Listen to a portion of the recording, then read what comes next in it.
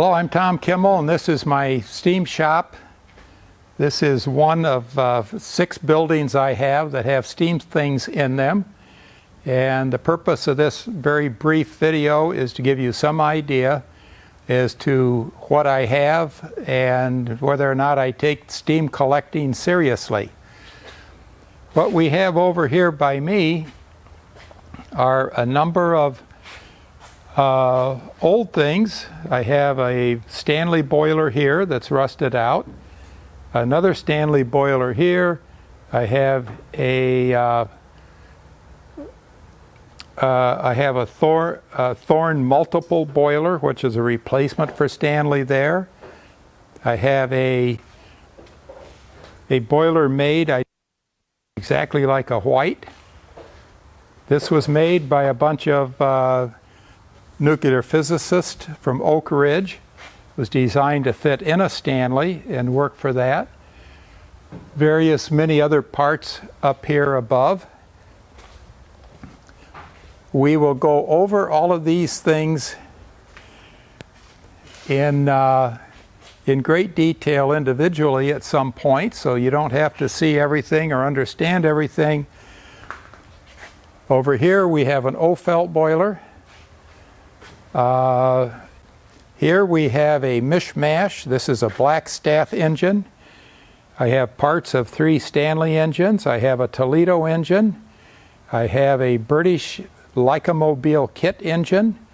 And I have a Dayland engine that was made in California in the 1960s as an imitation locomobile engine. I have a Leslie engine that went coast to coast in 1938. I have a Williams Brothers 140 horsepower engine right here.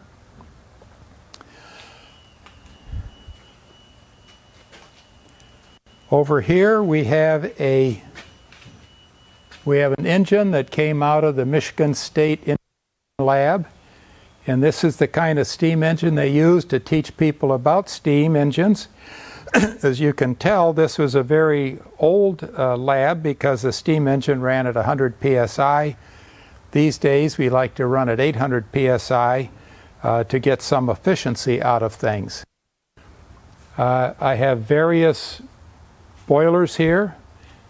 You cannot see it from where you're at, but here I have a boiler that came out of the Howard Hughes steam car making business from the early 1920s. Here I have an engine that came out of a 1953 Kaiser Manhattan that was a steam car made by Bill Bessler for Henry J. Kaiser. So these engines have some importance technically, and they have considerable importance historically. And there are many little ones that you can't quite see here and there.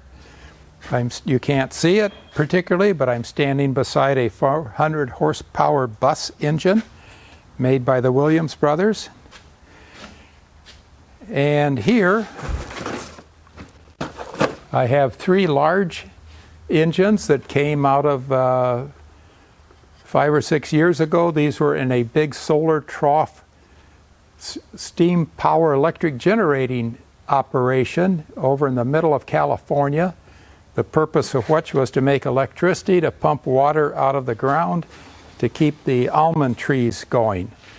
And they were getting money. They chewed through $7.2 million worth of venture capital money out of Silicon Valley.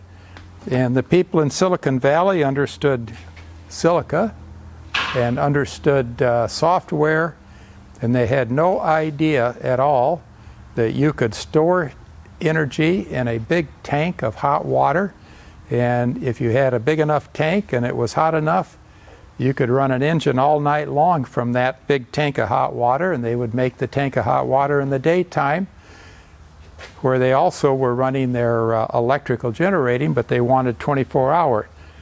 So the people in Silicon Valley needed to know that it really did work, and so they spent a great deal of money making these engines so they could prove that it worked. We have very small engines. This was from a small racing boat. This is a small 4-cylinder engine that was made for model steam engines in the 1930s. We have all kinds of things. We will show specific engines. Later on, we'll go through everything one at a time.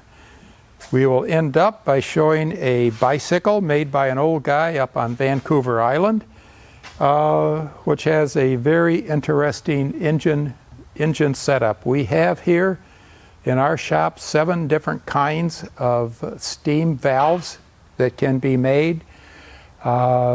Many different kinds of configurations of boilers, steam generators, so you want to call them. And I collect every single thing I can. Thank you.